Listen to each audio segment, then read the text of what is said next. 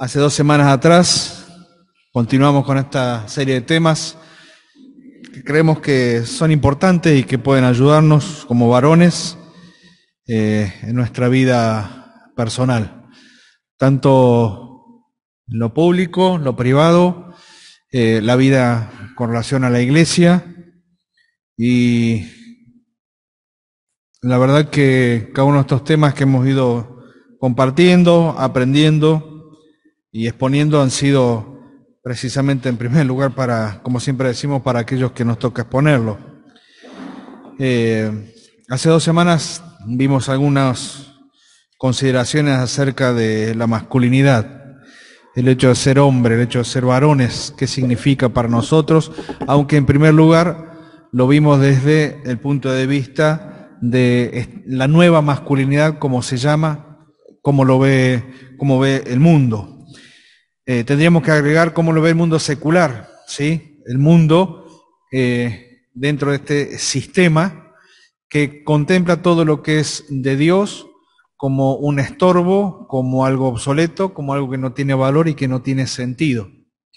Y este nuevo concepto, que no es nuevo, ya vamos a ver por qué, porque es algo que tiene que ver desde el mismo huerto de Edén hacia adelante, acerca de presentar al hombre, y en este último siglo mucho más, como un hombre que sea distinto a tal como se considera que es el hombre, que está construido socialmente. Ya vimos que esto no es así, y se habla acerca de la posibilidad de desconstruirlo, de hacerlo de nuevo. Y la pregunta es, ¿hacerlo de nuevo en función de qué? ¿O cuáles son los parámetros? ¿O cuál es la base para construir a este nuevo hombre, entre comillas? Y habíamos dicho que esta desconstrucción no surge desde una necesidad de los hombres en este mundo, sino que en primer lugar surge de la presión o la influencia que está haciendo desde hace ya un siglo a esta parte, que existen. Cualquier herramienta es útil y es necesaria para cumplir este propósito. ¿Cuál es el propósito? Que la deconstrucción del hombre como tal tienda a no ser un hombre mejor, sino que deje de ser hombre y se acerque más hacia lo femenino. Es decir, que en definitiva la deconstrucción del hombre es la feminización del hombre. De tal manera que el hombre deje todos sus atributos que lo caracterizan como tal y que lo diferencian de la mujer, y comience a ser una persona más parecida a la mujer, dejando de lado su característica principal y que lo distingue como varón. Esta expresión bíblica, varón y hembra los creó, ¿sí? Hablando acerca de la creación del ser humano, primer hombre y primera mujer creados en esta tierra por parte de Dios, Adán y Eva, marca definitiva que son dos seres distintos, son dos personas distintas en cuanto a sus características físicas, que los hacen absolutamente distintos uno de otro. ¿Cuál es la idea del feminismo básico en este tiempo? Es aunar, ¿sí?, hacer un género intermedio, pero siempre mucho más inclinado hacia lo femenino que hacia lo masculino. El gran problema que tenemos es nada más y nada menos que, como decía antes, la propaganda y los medios de comunicación que existen hoy en día para, de alguna forma, ir echando por tierra todo aquello que nosotros conocemos en cuanto a la hombría, en cuanto al hombre, en cuanto a la masculinidad. Es decir, que existe una crisis en este concepto, en esta idea de la masculinidad. ¿Cuál es la solución? ¿Cuál es la solución? Bueno, hay 3 puntitos principales para tener en cuenta en cuanto a lo práctico, ¿sí? Pero después quisiera centrarme en el hombre por excelencia, que es en el cual tenemos que fijarnos cada uno de nosotros para ver y para compararnos y para entender lo que significa ser un hombre conforme a cómo Dios nos ha creado, nos ha redimido y nos ha transformado, ¿sí?, en una nueva criatura, nueva creación para Dios, desde lo espiritual, para cambiar todo aquello que ha ido viciando el concepto de hombre o nuestras prácticas como hombres antes de conocer a Cristo y a veces tristemente aún después de conocer a Cristo en un concepto equivocado de lo que significa ser un hombre de Dios y para Dios. Alguien expresó que es necesario 3 pasos prácticos que deben tomarse de inmediato para lidiar con el problema de la crisis de la masculinidad. En primer lugar, poner límite razonable al consumo de los medios, ¿sí? Poner un límite razonable al consumo de los medios. Hoy los medios han servido como una plataforma de plaga, por así decirlo, para llegar a todos los niveles y estratos sociales. Evidentemente, la mente, el pensamiento es algo a lo cual apuntan constantemente y en donde a través de los medios de comunicación, a través de sus diferentes formas y plataformas, presentan como bueno lo malo y malo lo bueno. Esto lo entendemos claramente. Cada vez que uno prende el televisor podemos ver una persona, un hombre en su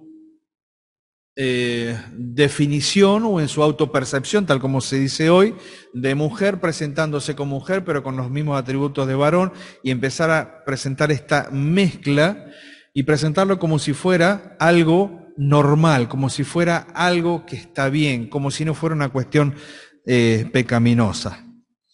Alguien expresó que los hábitos se construyen antes de los 18 años de edad, yo diría mucho antes de los 18 años de edad. Hasta los 5 años de edad es necesario que como padres, a veces como hermanos mayores, y aún en estas disfunciones familiares que ocurren en nuestras propias experiencias antes de conocer a Cristo, o viniendo de hogares disfuncionales, podemos darnos cuenta de que siempre hemos dependido de una persona mayor. Si es nuestro caso hoy, como creyente aquí presente, tener que ser quizás el tío que acompaña a un sobrino que necesita ser cuidado, o el abuelo que acompaña a un nieto para ser cuidado, aún nuestra función como padres cristianos hacia nuestros hijos, es necesario tener en cuenta que los hábitos se forman o se conforman hasta los 5 años de edad en primer lugar. Todo lo que esa mente, ese cerebro, empiece a recibir a través del consejo, a través del ejemplo, más y mucho más de lo que puedan ver dentro de nuestra casa, nuestra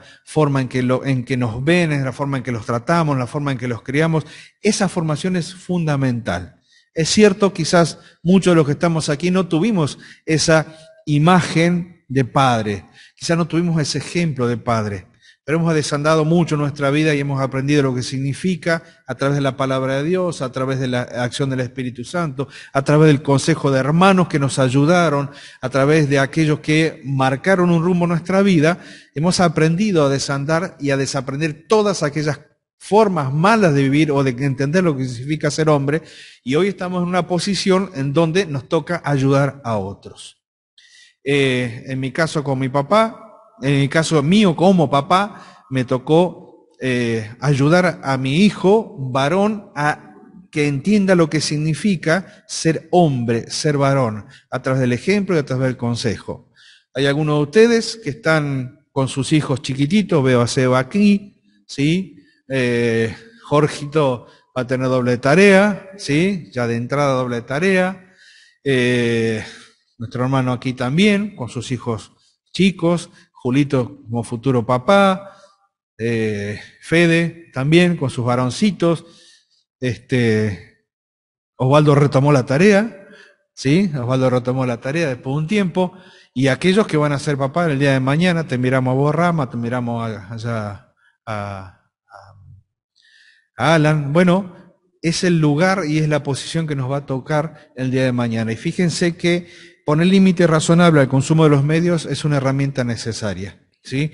Porque los medios utilizados en forma indiscriminada, sin control, pueden llegar a ser una fuente nociva para la formación mental del niño. En segundo lugar, conservar la estructura familiar. Conservar la estructura familiar. Entender que hombre y mujer se unen delante de Dios con un propósito, ¿sí? Con un propósito. Son múltiples tareas, son múltiples las funciones, pero la verdad es que si hay algo que ha atacado este malentendido feminismo, este malentendido ideología, está mal entendida y y promocionada ideología de género, lo que ha intentado hacer es destruir la estructura familiar, tradicional si se quiere, básica sin duda, pero una estructura familiar que surge desde el pensamiento de Dios mismo, ¿sí? Entonces, es cierto, quizás venimos, y repito, de situaciones familiares en donde nuestra estructura familiar no fue la mejor, no fue la ideal, en donde nos tocó criarnos solamente con una mamá, con un papá ausente, en donde quizás fuimos criados por un tío, quizás fuimos criados por hermanos mayores o por un abuelo, pero todas estas cosas, aún como experiencias tristes, sirven a nosotros para que dentro del encuadre bíblico entendamos que a pesar de, fuimos hechos nuevas criaturas y hemos tenido la posibilidad de aprender nuevamente todo aquello que era bueno para volcarlo a las generaciones que vienen. Pero sí es que tenemos una gran lucha en cuanto a conservar y cuidar la estructura familiar.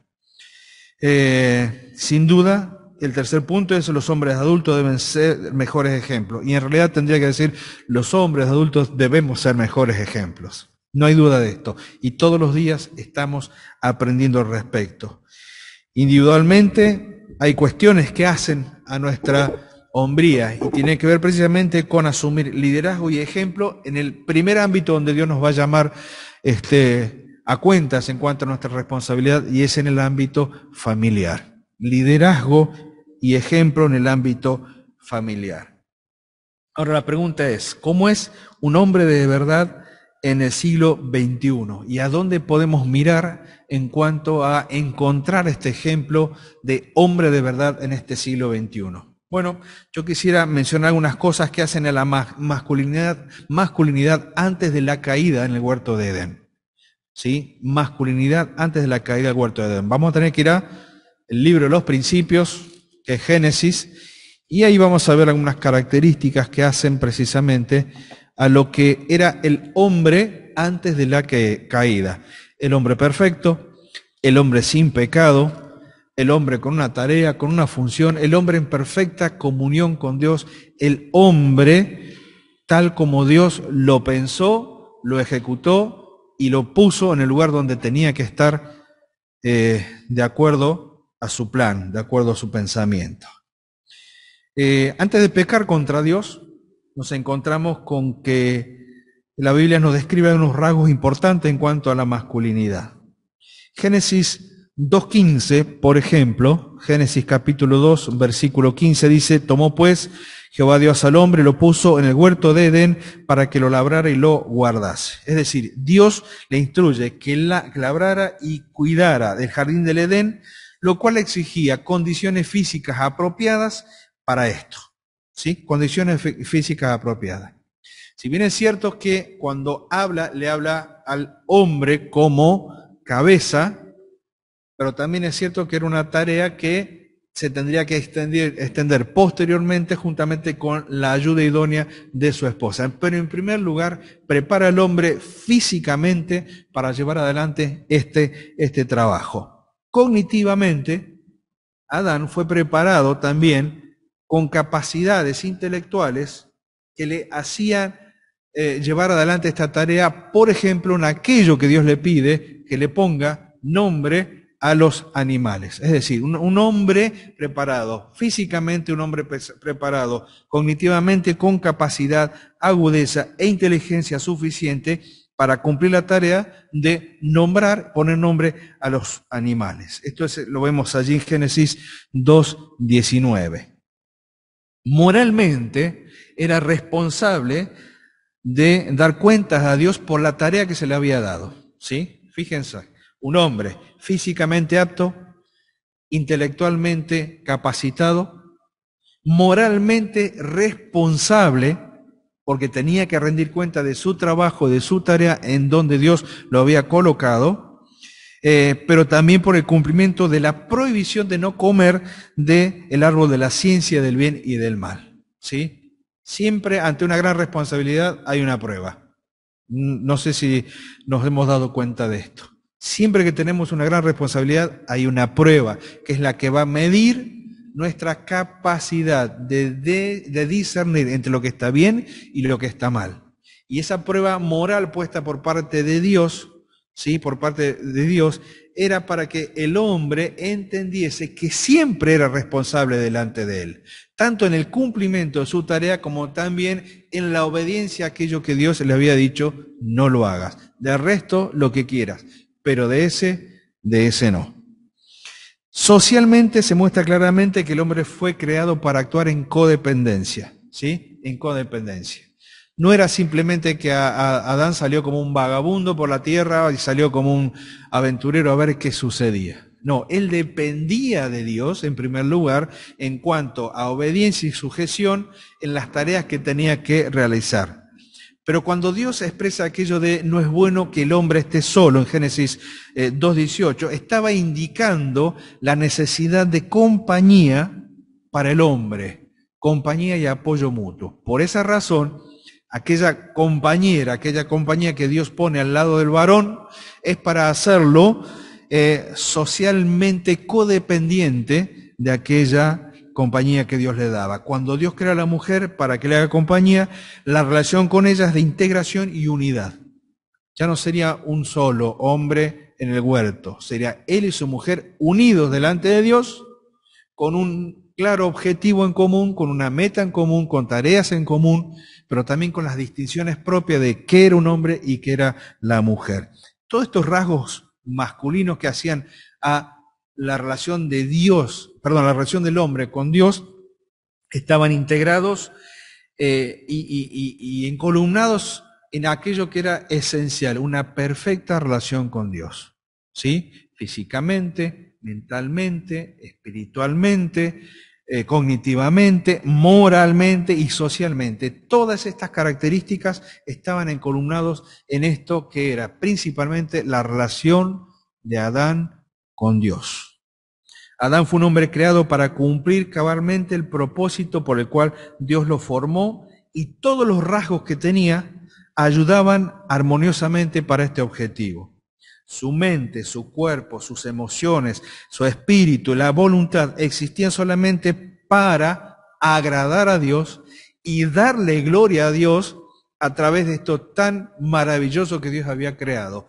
El punto más alto de toda la creación, el hombre y la mujer creados, pero el hombre como responsable delante de Dios en primer lugar. ¿Qué sería si nosotros tuviésemos estas características? Evidentemente, si no existiera el pecado y nosotros tuviéramos estas características, seríamos hombres que agradaríamos a Dios en todas las cosas, con nuestra mente, con nuestro espíritu, con nuestro cuerpo, con nuestro corazón, con nuestra alma. Y es un mandato, es una demanda de parte de Dios también hacia nosotros. Pero es una demanda que no puede cumplir el hombre caído, el hombre que está en pecado, el hombre que no tiene comunión. Y evidentemente la obra de restauración efectuada por Cristo en la cruz, esta obra en la cual nos hace nueva criatura, nueva creación de parte de Dios, porque somos formados espiritualmente nuevamente para Él, nos coloca en una situación de privilegio con el resto de la humanidad. Nosotros tenemos las herramientas que el hombre sin Dios no tiene. El hombre sin Dios no tiene las herramientas que nosotros tenemos y que nos ayudan para ser los hombres que Dios quiere que seamos. Ahora, ¿cómo fue la masculinidad después de la caída? Bueno, en Génesis capítulo 3, en versículos 7 y 10 hay algunas características. Dice, por ejemplo, versículo 7, entonces, después de la caída, fueron abiertos los ojos de ambos y conocieron que estaban desnudos. Y entonces cosieron hojas de higueras y se hicieron delantales. Bueno, cuando el pecado aparece en el huerto de Edén, la masculinidad de Adán es tergiversada de manera evidente. En primer lugar, siente vergüenza por su desnudez, algo que no era un problema para él ni para su esposa, para Eva. No era un problema encontrarse y mirarse desnudos, no era un problema mirarse y contemplarse distintos, diferentes, físicamente, ¿sí? Los marcaban esta diferencia, pero también el acople perfecto que Dios había creado para el hombre y para la mujer y para la procreación posteriormente. Antes de la caída no era un problema. Después de la caída sí fue un problema, porque se miraron, se contemplaron y sintieron vergüenza por esta desnudez que por primera vez se había abierto delante de sus ojos. Su mente tenía una mirada distinta por causa del pecado. Se rompía la armonía con el cuerpo. Se rompía la armonía con el cuerpo. Y ahora los rasgos físicos asociados al cuerpo toman un sentido ético que originaba ¿qué cosa? Pudor y vergüenza. ¿Sí? Pudor y vergüenza. El hombre ha tratado de pasar por alto este pudor y vergüenza y a lo largo de los siglos se ha liberado, por así decir, de todo lo que a nosotros hoy nos produce pudor y vergüenza y ha pasado probando absolutamente todo lo que pueda probar con respecto al plano sexual y las prácticas sexuales. ¿Sí? Y es así que durante años se ha tratado de implementar las playas nudistas en determinados lugares. En Mar del Plata, me acuerdo hace unos años atrás, fue todo un boom, la famosa playa nudista que existía en ese lugar, hasta que dejó de ser novedad y ya se había traspasado un límite más y ya no ofrecía nada ver a una persona, una mujer, un varón desnudos, y es como que siempre se intenta subir la vara de la caída o de la degradación. Declinó su responsabilidad de ser el guía moral del hogar. ¿Por qué? Él obedeció a su mujer, cuando en realidad el mandato de parte de Dios de no comer del fruto era en primer lugar para él. Él era el responsable de guiar y de tomar las decisiones. Cuando él deja y cae en acceder a la voluntad de su mujer, siendo tentada por la serpiente, siendo tentada por Satanás, accede al pedido de la mujer de comer del alimento cuando Dios había dicho, y con todo el argumento, él declina esta autoridad dada por Dios. Él declina, la deja de lado, y deja de lado la responsabilidad de ser el guía moral y espiritual del hogar y obedece a la voz de su compañera comiendo del fruto que Dios le prohibió, Génesis 3:17.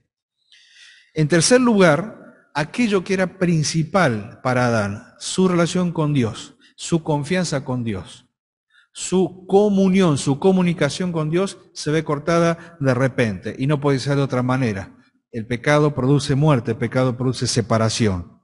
Se esconde de la presencia de Dios, le tiene miedo por primera vez a Dios, cambia el temor reverente por el miedo, cambia el temor reverente por el miedo. Y lo que antes era seguridad y confianza en su relación con Dios, ahora se vuelve en temor, cobardía, mentira y rechazo. ¿Sí? ¿Se acuerdan de esa escena? Las preguntas que Dios hace: ¿dónde estás? La mujer que me diste me hizo comer. O sea, constantemente comienza a utilizar herramientas que antes no tenía. La mentira, el esconderse, el buscar poner en otro la responsabilidad que le correspondía a él. Fíjense lo que significa la caída y hasta qué punto afectó la hombría de Adán en el huerto de Edén. De repente se encontró con un cúmulo de herramientas que antes no tenía, que le servían y que le han servido al hombre todos los tiempos para dejar de lado lo que significa ser hombre de Dios o ser hombre para Dios. La relación con su esposa se vuelve antagónica, ya no hay armonía y comienza a haber una constante lucha de poder dentro del seno del hogar. Y entonces aquellos elementos que jamás tendrían que haber existido comienzan a existir y se propagan a través de los siglos en todos los hogares, en todas las familias que no tienen en cuenta a Dios. Y sin embargo, aún dentro de los hogares cristianos, son hechos con los cuales tenemos que luchar constantemente para que no se repliquen en nuestros hogares.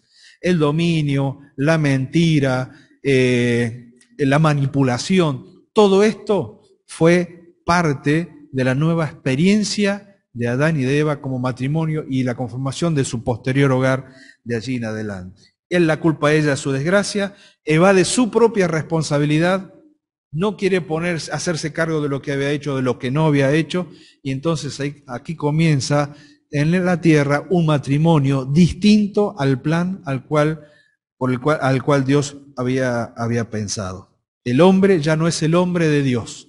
El hombre ya no es el hombre tal como Dios lo pensó. Los rasgos originales de masculinidad fueron seriamente dañados por el pecado. Ya no hay integración, no hay unidad de propósito, solamente hay fragmentación, dispersión. El centro no es Dios, sino que el centro es el propio hombre y sus apetitos. El centro no es Dios, sino que el centro es el propio hombre y sus apetitos. Y solamente queda una imagen borrosa de lo que originalmente fue. Ahora todas las relaciones van a mostrar esta alienación o esta separación de Dios. Hacia Dios tenemos miedo, soledad, aislamiento. Hacia sí mismo, vergüenza, estar en un lugar inadecuado. Hacia otros, manipulación, ventaja, imposición. Hacia el medio ambiente, explotación y destrucción. Es imposible que un hombre así pueda responsablemente entregarle cuentas claras a Dios, porque no tiene forma. Porque todo lo que toca lo echa a perder, todo lo que emprende es en contra de Dios, todo lo que hace es a favor de sí mismo, en el egoísmo que está plantado en el corazón del hombre sin Dios. Es decir, la imagen del hombre, tal como Dios lo creó, se ha desdibujado totalmente. ¿Qué es lo que se necesita? Se necesita un nuevo hombre, una nueva creación. Miren, estaba leyendo un poquito de historia con respecto a la formación del feminismo, o cómo surge el feminismo. A mediados del siglo XIX, fines del siglo XIX,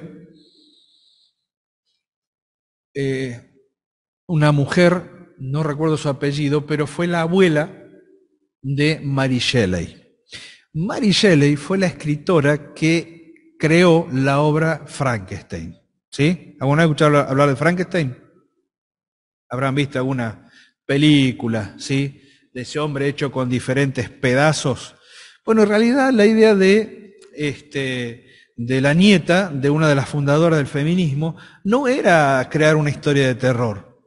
La idea de ella era que a través de la lectura de este libro se comenzase a pensar en la posibilidad de armar un hombre nuevo. Fíjense desde qué año es, ¿sí? Mediados del siglo XIX. Ya se estaba pensando en la necesidad de conformar a un hombre nuevo. Pero un hombre nuevo ¿de qué característica? Bueno, para aquellos que conocen la historia de Frankenstein recordarán que es la idea de un científico loco que va al cementerio y busca diferentes pedazos de diferentes cadáveres, diferentes hombres, y hace a un hombre a la imagen y semejanza de sí mismo como hombre y dice, yo soy Dios, un ataque de locura, utilizando los rayos y la electricidad, le da vida a un hombre obviando a Dios y diciendo, es posible crear al hombre nuevamente sin tener en cuenta a Dios. Es una gran metáfora de lo que está sucediendo hoy. Una gran metáfora. La idea en este tiempo, en este momento, es precisamente lo que escribió Mary Shelley cuando escribió el Frankenstein. No era una novela de terror. Era una novela mirando hacia el futuro, la posibilidad de hacer a un hombre nuevo a gusto y parecer de lo que esta sociedad necesita. Bueno, Dios dice todo lo contrario. Él dice sí es necesario que haya un hombre nuevo, es necesario que haya una nueva creación, pero esto solamente se logra a través del único método del cual hemos gustado todos los que estamos aquí, que es el nuevo nacimiento. Es necesario un nuevo hombre. Ahora, nosotros hemos sido salvados por la obra de Cristo, limpiados por su sangre, redimidos, se pagó un precio alto por cada uno de nosotros, pero la verdad es que hemos llegado al hecho de ser hijos de Dios, nueva creación de Dios, con un cúmulo inmenso, grande de nuestra formación, los malos ejemplos quizás que hemos recibido, nuestras costumbres, nuestros vicios, nuestras prácticas. ¿Cómo se hace para ser un hombre nuevo?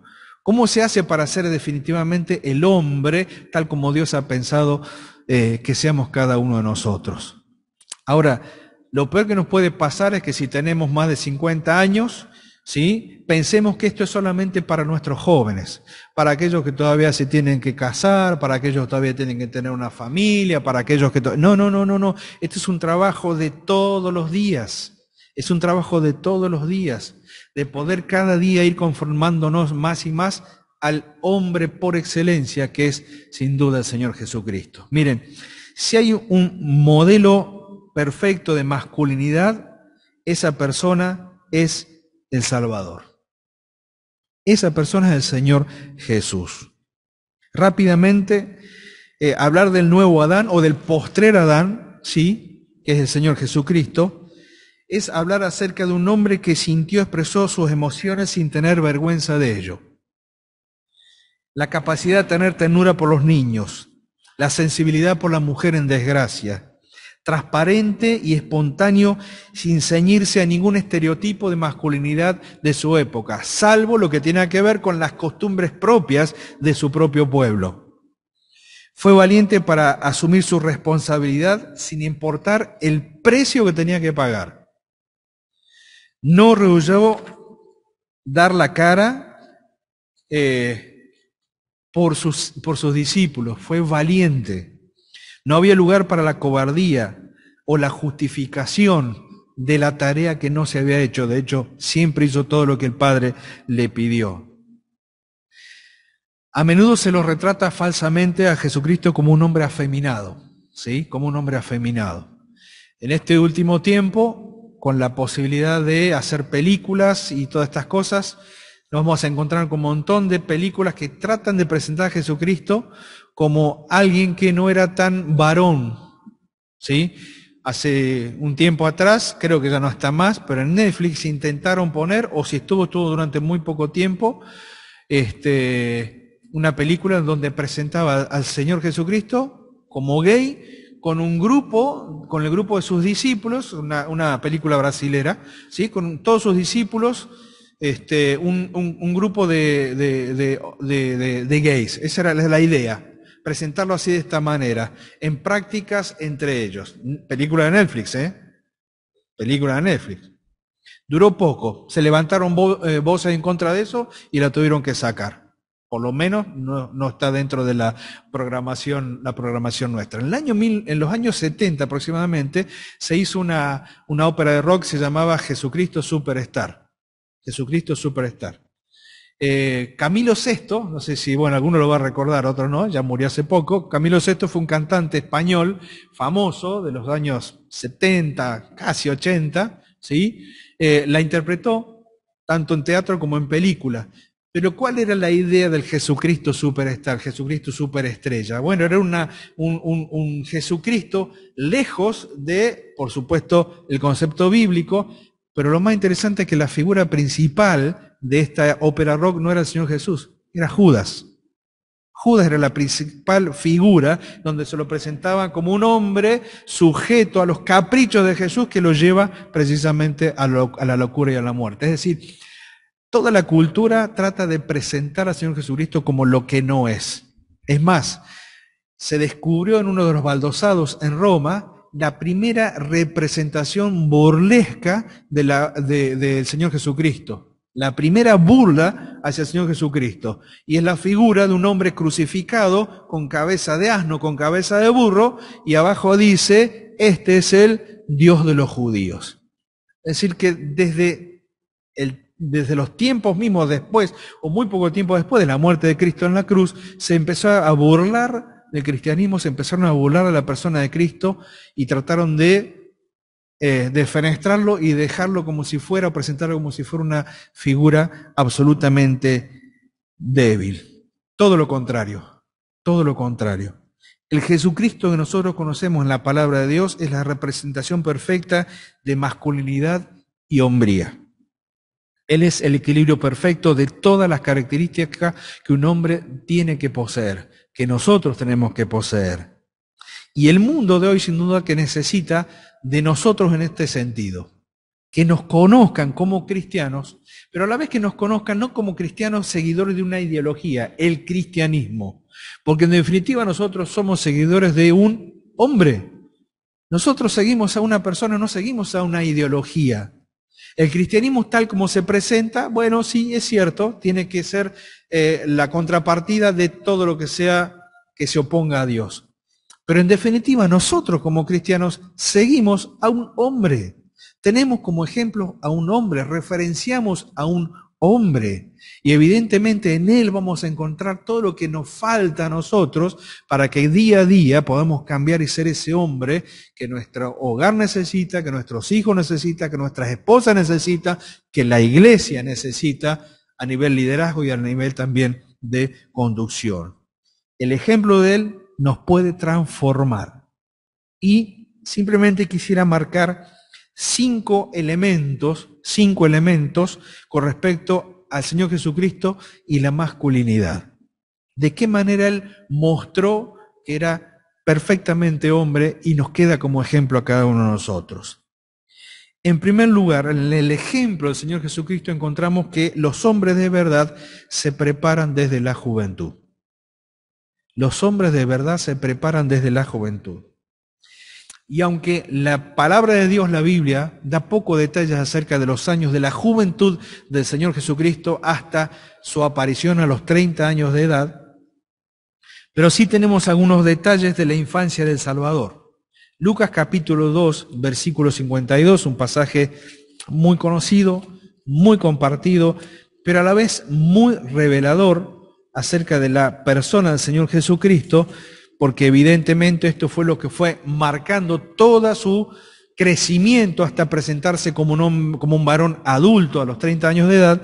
Nos dice en pocas palabras que Jesús crecía en sabiduría, en estatura y en gracia para con Dios y para con los hombres. Es decir, que aquellos que le conocieron, que lo vieron crecer, que lo contemplaron trabajando y ayudando en su casa, en su hogar, seguramente acompañando a José, de ahí que lo conocen como el carpintero, como el hombre de Nazaret, ¿sí? Evidentemente, aquella referencia a su corta edad, a los 12 años, fue una referencia que lo marcó, pero a la vez que lo señaló durante todo su tiempo de crecimiento. Él creció en estatura, en gracia y en sabiduría. En sabiduría, estatura y en gracia, para con Dios y para con los hombres. Él comprendió lo que significaba ser un hombre que se iba formando y que iba creciendo. Y él es un hombre que desde muy joven se preparó. El joven Jesús seguramente estudió a los pies de algún rabino, como era la costumbre. Hasta los 5 años aproximadamente aprendía de la mamá en primer lugar, pero a partir de allí, de los 5 años, se formó como cualquier otro niño de su época. Si no me equivoco, Osvaldo posiblemente me ayuda, el primer libro que ellos comenzaban a memorizar era el Deuteronomio. Levítico, perdón, gracias, el libro de la ley. ¿Sí? Básicamente, ¿sí? Las enseñanzas, los mandamientos, era el libro de cabecera, de memoria, de los que más nos cuesta a nosotros, ¿no? Y uno de los más difíciles, pero era el libro con el cual comenzaban a formar a un niño, un joven que estudió y que seguramente en una forma que a nosotros nos cuesta entender en qué punto él tuvo plena conciencia de quién era, pero evidentemente a los 12 años ya sabía quién era en su relación con Dios. Este es un misterio para nosotros, en qué punto el Señor tuvo esa claridad como hombre aquí en la tierra para reconocerse como hijo de Dios, ¿sí? Y evidentemente a medida que iba estudiando como hombre aquí en la tierra, iba aplicando eso a su propia vida. El ejemplo de Jesucristo para nosotros, como hombres jóvenes, es tomar en serio educación, preparación para la edad adulta. Preparación para la edad adulta. Él no se aferró al hecho de reconocerse como hijo de Dios, del Dios Altísimo, para decir que para él había cosas que las podía pasar por alto. No, todo lo contrario. Incorporó aún en su propia experiencia el hecho de seguir el mismo orden o la misma preparación que cualquier niño, adolescente o joven judío de su época, inclusive con relación al trabajo. inclusive con relación al trabajo. Un hombre de verdad es alguien que se prepara desde la juventud. Recién hablábamos con Julio acerca de la preparación en estos años para el futuro, ¿sí? Todos quisiéramos tener el mejor trabajo para que en el futuro no tengamos que penar, pero no siempre esto acontece. A veces no sucede porque no hemos hecho las mejores elecciones cuando éramos adolescentes, cuando éramos jóvenes. Quizás porque en el tiempo en que teníamos que estudiar nos dedicamos a hacer otra cosa, o nos dedicamos a despilfarrar los años de nuestra vida. Sin duda que las consecuencias son en razón de decisiones que hemos tomado anteriormente. Y si hay algo que siempre vamos a insistir a las generaciones que vienen detrás nuestro, es prepárense, estudien, capacítense. Vivimos en un mundo donde cada vez exige mucho más, en donde la falta de preparación lo único que hace es conformar un grupo de personas que son una masa que la sociedad los lleva de un lado para el otro, para donde quieren. No es casualidad de que sea más fácil mantener monetariamente, más fácil entre comillas, mantener monetariamente a millones de personas en cualquier país donde no tengan cultura, donde no tengan formación, donde no tengan nada que los incentive a crecer, porque total están siendo mantenidos económicamente en una constante chatura. Sin duda que si hay alguien que tiene que ser un transgresor en este sentido, son los hijos de Dios. Tienen que romper el molde que impone esta sociedad. Y si podemos ser los mejores en lo que tenemos que hacer, procurarlo. Si voy a ser médico, seré el mejor médico que pueda llegar a ser. Si voy a ser soldador, seré el mejor soldador. Si voy a ser el carpintero, trataré de ser el mejor carpintero dentro de las posibilidades que tenga. Pero en eso tiene que ver, sin duda, el ánimo que yo entienda que debo tener como hijo de Dios, porque el ejemplo me lo está poniendo el Señor. El ejemplo lo está poniendo Él. Él no se aferró, ¿sí? Un poco tomando esa expresión de Filipenses. Él no se aferró a esta condición de ser hijo de Dios para no ser el mejor hijo aquí en la tierra. En segundo lugar, los hombres de verdad no solamente se preparan en la juventud, sino que los hombres de verdad trabajan. Los hombres de verdad trabajan. La vida del Señor Jesucristo fue un ejemplo de trabajo y productividad. En la vida adulta sabemos que el Señor tuvo dos ocupaciones. Carpintero por un lado, pero después ¿qué fue? Maestro. Lo reconocieron como tal. Y bueno, decís, bueno, era el Señor Jesús, ¿cómo no iba a ser mejor maestro? Sí, pero humanamente Él se preparó para esto. Él no pasó por alto el hecho de ser un hombre aquí en la tierra y también se preparó para ser el mejor maestro. ¿Y cómo nos damos cuenta de esto? Con la forma que Él utilizaba, lo cotidiano, lo sencillo para llevar a la profundidad de las mejores lecciones. ¿Sí? El Señor utilizaba lo cotidiano, un pajarito, un poco de harina, un poco de levadura, cosas cotidianas, un sembrador tirando la semilla en diferentes terrenos. Las cosas cotidianas lo hicieron a Él el mejor maestro.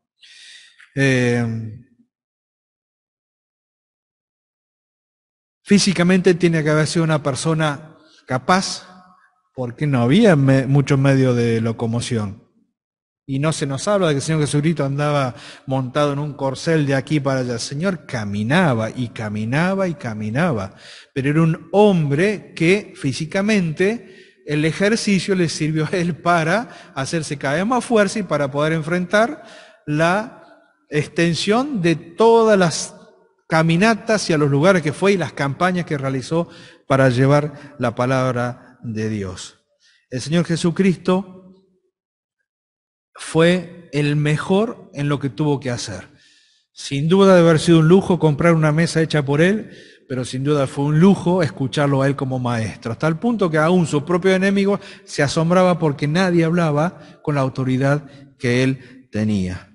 El ejemplo del Señor Jesucristo para los hombres de hoy es desarrollar una ética del trabajo. En lo que voy a hacer, trataré de ser el mejor, o trataré de hacer lo mejor. Mi competencia no es contra los otros. Mi competencia tiene que ver en mi responsabilidad con Dios. Lo que Dios quiere que yo sea, para Él. La palabra de Dios también nos enseña que tenemos que trabajar no solamente para mantenernos nosotros mismos, sino también para mantener nuestras familias. Un hombre de Dios es alguien que trabaja. En tercer lugar, los hombres de verdad respetan a las mujeres. Crecen, trabajan y son respetuosos. Porque el Señor vivió en una etapa en donde la mujer era tenida en poca consideración. Poca consideración. Y sin embargo, Él tuvo preocupación por las mujeres que sufrían, honró y respetó a su madre, habló con las mujeres públicamente, incluso cuando era tabú hacerlo en esa época, destacó las acciones de las mujeres como lecciones para otros, como por ejemplo la mujer que lavó sus pies y los enjuagó con sus cabellos. Es decir, el Señor tuvo en cuenta a la mujer como importante para la sociedad, para el hogar, para la familia y para el matrimonio.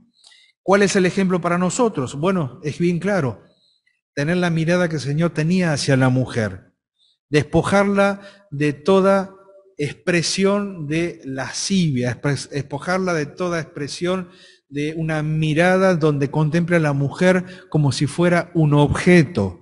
No, la mujer es el concepto cristiano de tratarla como vaso más frágil, tratarlas con mayor honor, tratarlas no solamente como nuestras, en el caso de los varones que estamos casados, como nuestra esposa, como nuestra compañera de tarea, sino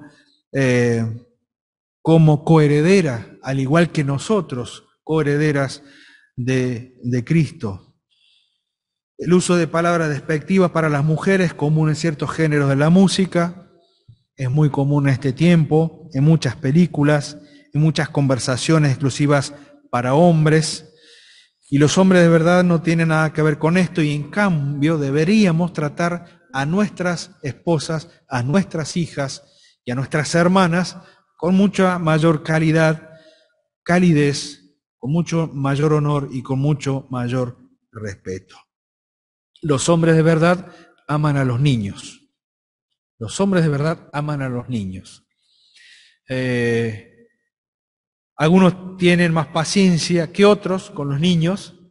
Pareciera que en determinadas edades los chicos no son tan queribles porque son bastante molestos. Sin embargo, hemos sido niños y nos han tenido que soportar a nosotros también. Pero también es un aprendizaje para aquellos que no son papás. Ya van a ver lo que significa tener un revoltoso en la casa. Pero a la vez verlo como el Señor los miró y tratarlos como el Señor los trató. Aquellos que interfirieron en el hecho de la posibilidad de acercar a los niños a Cristo fueron objeto de una reprensión por parte del Señor. No, esperen, no me molestan, tráiganmelos, porque de los tales es el reino de los cielos. Y en definitiva, cada uno de aquellos que somos padres, o aquellos que lo serán, el hecho de tener al hijo o al niño en la casa les va a dar la pauta de lo que significa la responsabilidad de hacer la tarea que los discípulos no quisieron hacer, de llevárselos al Señor. Hoy por hoy tengo que marcar un ejemplo, lo miro a Seba, discúlpame Seba que lo diga públicamente, pero hoy te veo como un ejemplo en este sentido, en el hecho de que nos estás mostrando a los varones en la iglesia lo que significa no solamente amar a tus hijos, sino amar a los hijos de otros, y que vienen a vivir a tu casa, y que los tratás, creo yo, y hemos visto nosotros, con el mismo amor con que tratás a los tuyos. Bueno, creo que en ese sentido nos está llevando una ventaja más larga a unos cuantos, pero refleja sin duda lo que el Señor nos pide a nosotros como varones. Los hombres de verdad aman a los niños. Los hombres de verdad aman a los niños. Y por último, los hombres de verdad aprenden a controlarse a sí mismos. Y esto tiene que ver con el carácter. Esto tiene que ver con el carácter. En la manera en que va creciendo y que se va formando nuestro carácter, que no se puede formar si la palabra de Dios no está presente. Si la Biblia no está presente. Si no leemos la Biblia, nuestro pensamiento no cambia. Si no leemos la Biblia, nuestra visión del mundo no cambia. Si no leemos la Biblia, nuestra mente no se limpia. Y seguramente si no leemos la Biblia, vamos a manejarnos siempre con conceptos equivocados, torcidos, de lo que significa una esposa, una mujer, un niño, el trabajo, el crecimiento, la preparación.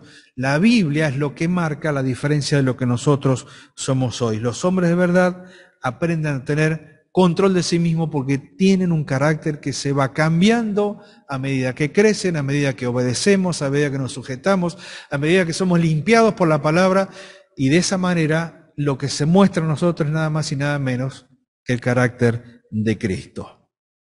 El autor de los Hebreos dice en Hebreos 4:15 que el Señor fue tentado en todo según nuestra semejanza, pero sin pecado.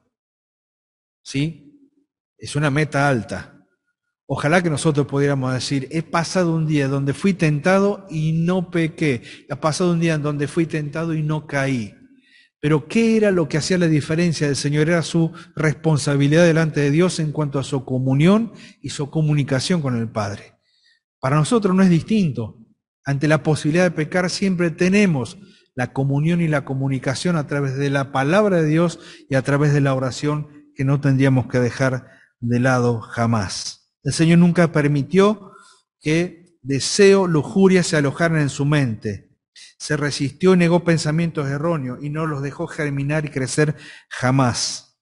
Y eso es porque el Señor Jesucristo tenía este carácter del hombre perfecto, en perfecta comunión con su Padre, en perfecta relación y dependencia de su Padre, lo que lo hizo el hombre distinto por sobre todos los hombres que han existido aquí en la tierra.